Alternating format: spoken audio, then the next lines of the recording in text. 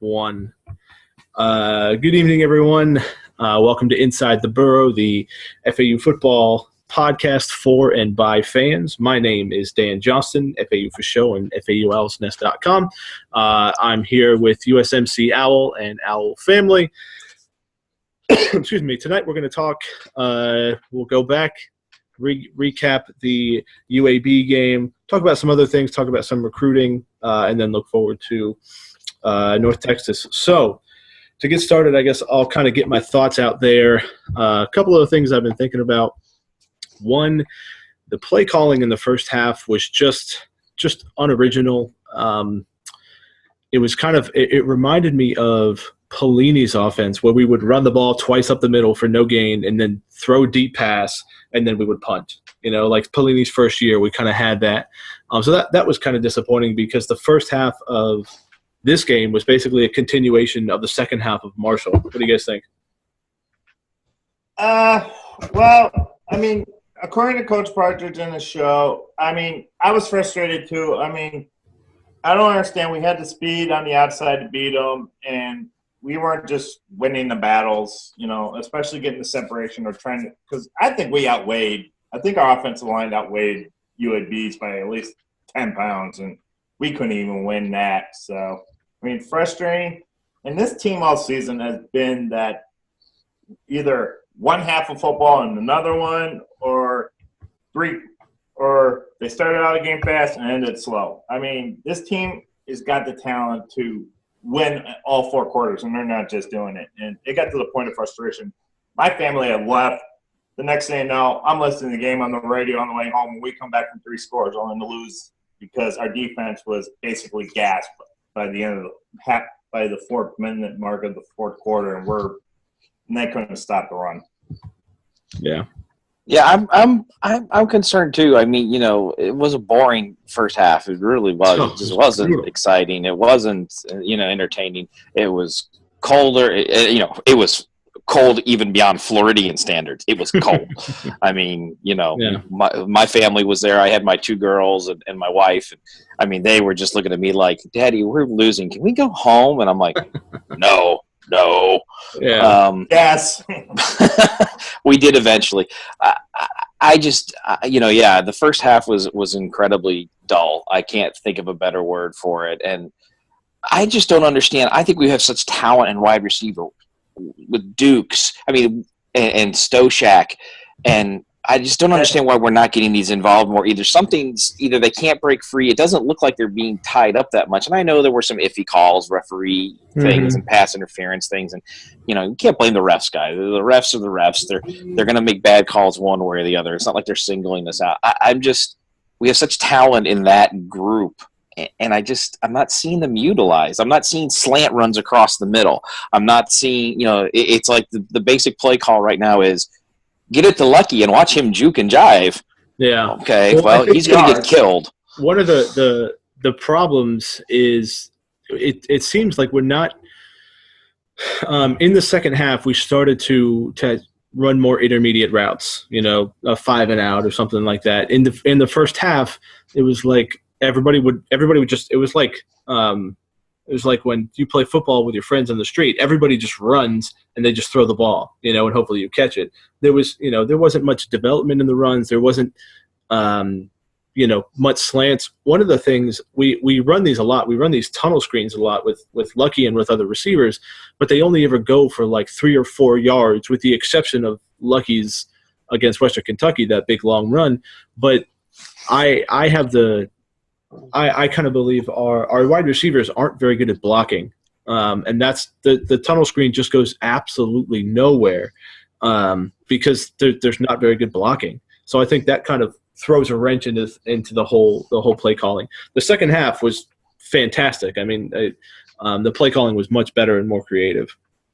I want to know if one of our followers or somebody on the board can find out what is the cost of that system that the NFL uses that takes the photos, sends them down to the sideline so offense and defense can look at it, because our guys are still using whiteboards, and I'm wondering if maybe even give the coach an iPad with the same system, with the system on it, and send it down there to him to make those adjustments instead of at halftime right there in the field. Because if you're using a whiteboard, you're like, I know our stadium was built relatively quickly by construction standards, but still install a system where photos can get down there to the coaches immediately and they can make adjustments on iPads. iPads are not expensive. Heck, if we can ask our fans to donate a couple $1,000, we'll give them to the school. We'll give them to the team. I'm fairly certain the players have iPads, to be honest with you. I mean, I seem to recall them saying that they had gotten their iPad, they had got the playbooks put onto them. I seem to recall them seeing a couple tweets from some of the players going, got my mini today. So, they're definitely there, Well, I guess another thing that was disappointing is, if you come to an FAU home game, you're going to be entertained, right down to the last minute. What was disappointing is our defense is good and bad. They always kind of seem to come up with a big play, a big sack, or something like that. Trey Hendrickson always seems to be the defensive end. He always seems to be around the ball when we need a big play at the end of the game. But we also have a tendency to give up 1 or 2, 3 big plays.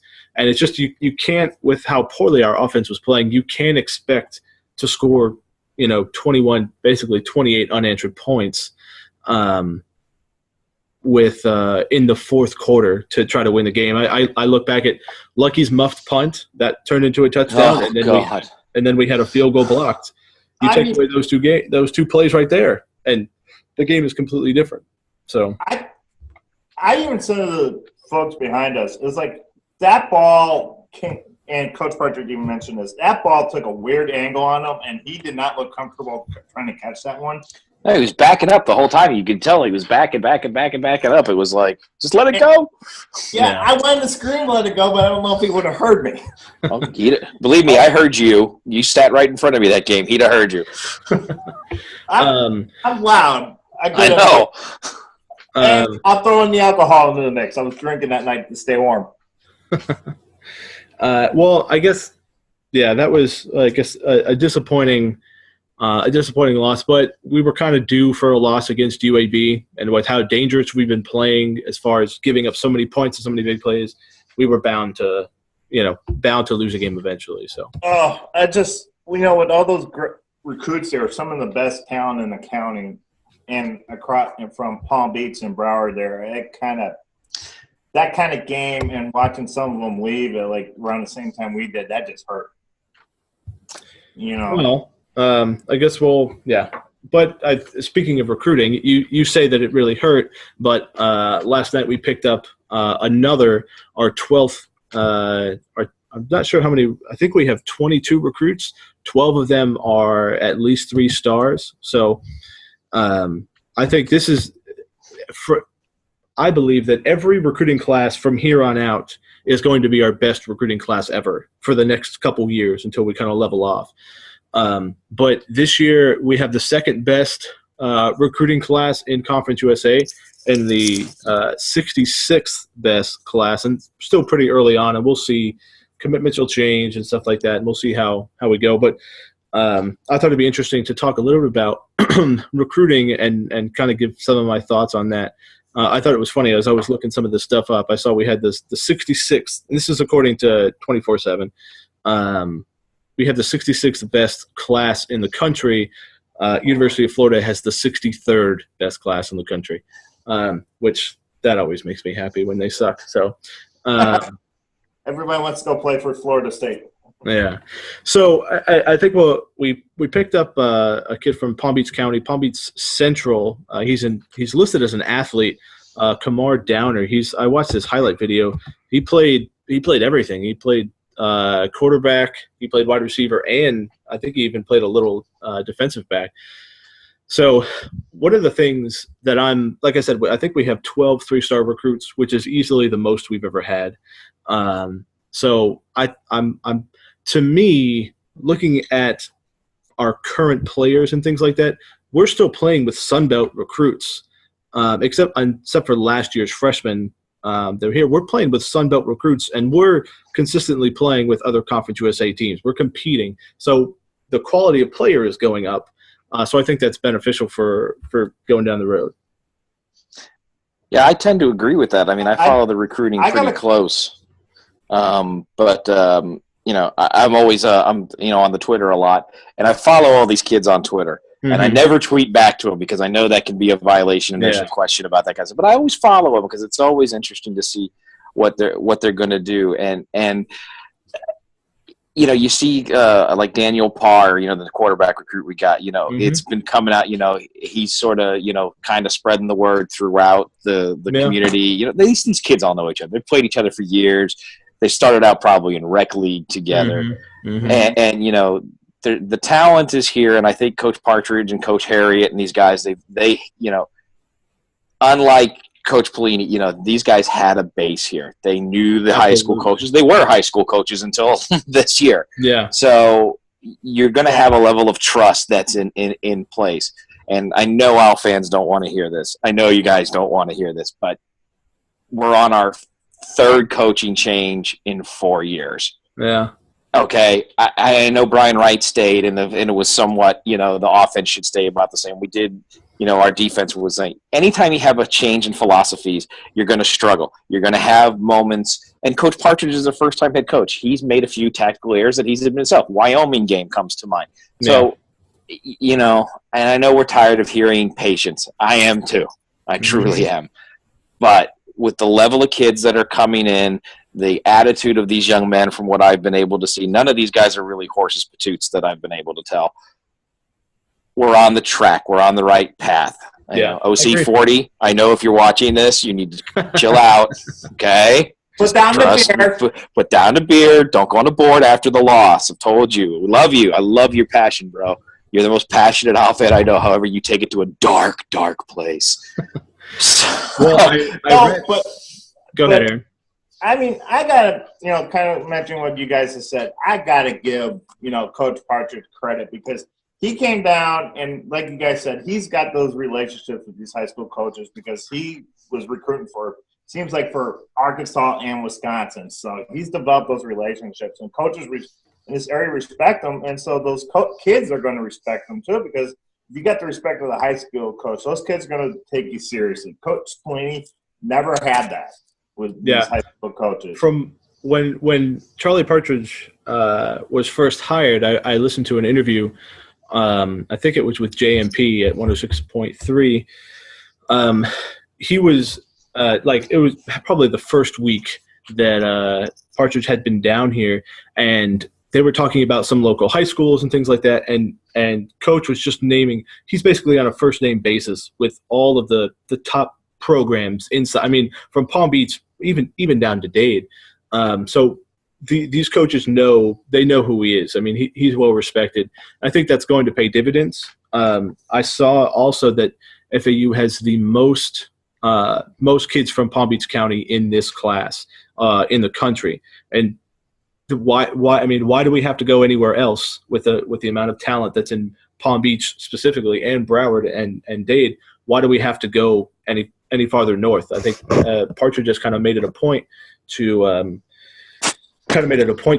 get these kids, keep these kids home, and I think that's only going to pay off down the road. You just quoted him exactly. Keep these kids home, and bring their families where they don't have to spend the money, going in the hotels and stuff. They could drive 30 to 45 minutes, maybe a little bit further if you're up towards the lake, coming, watching your kids play, then go home and, and a lot of the times some of these kids in college are getting in trouble with, college athletes because they're far from home. They don't have that support system there, backing them up, parental-wise or family-wise. Some of these kids that we got on this roster now that are from Palm Beach County, they're great kids. And they got the support system, where they're keeping their heads on straight. Tony Moore, especially, I know he's not from around here, but he's a military kid, and he's got that support system. He's got his head on straight. So we're getting a lot of those students, athletes are going to be coming in here and being just like that. Yeah. So I guess we'll finish up about recruiting. Just a couple things. Last year, in case you were curious, our recruiting class, our first year in Conference USA, we had the 8th best recruiting class in Conference USA. And for those that are interested, FIU currently has the 8th best. That's way too high. Way too high. It'll drop down. It'll drop down once they realize what FIU is. So, pretty stoked about recruiting. We'll probably, as the season goes on and as it ends and recruitment day gets closer, we'll probably talk a little more in depth about that. But I wanted to bring that up since we kind of did have some news on that. So now we'll turn our attention to University of North Texas. FAU is overall record is 6-3 against North Texas, although we've lost the last 3 contests. We are 4-1 in Denton, and we're currently favored by 3.5. So I'm going into this game. I'm not going to make a prediction or anything like that because who knows what team, which offense is going to show up. But I like our chances. I like our chances. I think North Texas is underperforming. I think this year. I think they were picked to do a little bit better. But I like our chances. I think we'll come in strong and hopefully walk out with our first road W this year. We're in the midst of fighting the rest of the conference for bowl eligibility. You know what? The 2 teams that are right now with North are bowl eligible are Louisiana Tech, Marshall, and we're fighting the rest of the conference. So we got to win North Texas and win out. And I think Scott, I'll let you chime in, but I don't think we should let's not even be considering a bowl. There's a bowl committee is not, I don't think, going to take a 6-6 FAU team when there's going to be plenty of other 7, maybe even 8-win teams out there. But I agree, it would be nice to get to the 6 wins so that we didn't regress this year. Right. I remember when the season first started, and I was kind of on the Conference USA board, and everyone was sort of touting their own what we're going to do. And I remembered saying, I can see us going 8-4. Or I can see us going, with 5 wins. I said, you've got a coaching change here. Like I said earlier, this is an unknown. The athletes are the athletes. You just don't know how they're going to respond to these situations. UNT, I'm not going to go out and predict a win, but it's a very beatable team. They're really much more so than we are. We are losing, but we are right in there at the thick of it. Right. It's not, plays. A couple plays here or there, and the record's different. But, Old Dominion is a transition team. Mm-hmm. So – but they're good. I've seen them play. I've watched them on the new American Sports Network a few times. This is not a walk in the park. We're going to play Wagner. They can the game for a while. Yeah. So they're we can those 2 we should win. Middle. It's all going to come down to Middle, gentlemen, and Middle and us have gone back and forth. They've had heartbreaking plays that have beaten us, and we've broken their hearts too. Yeah. I mean, we all remember, was it Anthony Kissinger Hill with that big run? I can't remember if it was him or not, but so it's all going to come down to Middle. Not that I'm looking past North Texas, No, the Mean Green is the Mean Green, and the boys need to be focused on that task, but the season comes down to Middle Tennessee, in my opinion. Now, we lose this week. Okay, guess what? We're probably going to shift over to basketball talk, and God help you all, I know nothing about that sport. I know nothing about it either. I'd rather talk about FAU baseball. There's an orange ball, and I think it goes into a peach hoop or something like that. That's all I know about it. Rick, if you're from the Owl's Nest, he's the basketball dude. We love you. I trust you for that. So it is what it is. In Conference USA, what we really have to hope for more than anything is, should we win out? Should we beat these 3 teams and become bowl eligible? We need Marshall to win out so that they can get the Access Bowl. And the Access Bowl is critical for 2 reasons. A, if they get into the Access Bowl, the whole conference gets more money. Well, you were talking about iPads? More money. Yeah. So that comes from that. So we need Marshall to get into the Access Bowl. Plus, that then frees up one of our other tie-ins for a team like us if we wind up being 6-6. Yeah. All right. Well, the good news is, FIU's got Old Dominion. We got North Texas. Like I said, it's going to be a tough game. I'm not making predictions. Like you said, it comes down to the week after. Not looking past North Texas. It comes down to Middle Tennessee State and Murfreesboro, which is going to be a tough one. Middle Tennessee is playing tough right now. Even North Texas with their 2 wins and their 6 losses, except for the blowouts they've been in, like us, they've been in almost every single game. Yeah. Yep.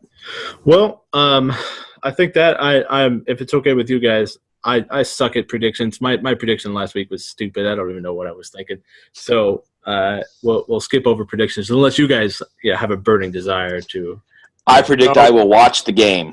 Is what I predict I will do. And I'm going to listen to Ken. So you guys know the game. It's at 7 p.m. and it's on TV, right? I believe it's Fox College Sports, which if you pay, if you get some of the higher end sports programs, it's on there. Yeah. There's always your local bar too. Yeah. I also want to give a quick shout out. Can't believe I just said that. Quick congratulations to Dijon Smith, who was invited to the Senior Bowl this year, which is pretty cool. I saw somebody posted, some guy on Twitter who's a draft analyst or something like that, said he wasn't surprised by the invite. He said Dijon is the third best cornerback in the country that he's scouted all year long. So that's promising. We wish him well, and hopefully he finishes out the season with a pick. And hopefully he's the first of more than a few owls that go on to Senior Bowl games type of things, East-West games, all those things. Yeah. So, as always, thank you guys for watching. We'll get this posted. And again, if you have any questions, if you have any comments, check down in the description for the game week thread for FAU Owl's Nest, or if you have any comments, leave them down in the comments in YouTube, or if you're watching it straight from FAU Owl's Nest, leave us some comments there. Don't forget, check us out on Twitter. At Inside the Burrow, we'll be doing some chatting there, and so I guess for Scott Owl Family and Owls up, everybody. USMC Owl. We'll see you next week, and thanks for stopping by, guys.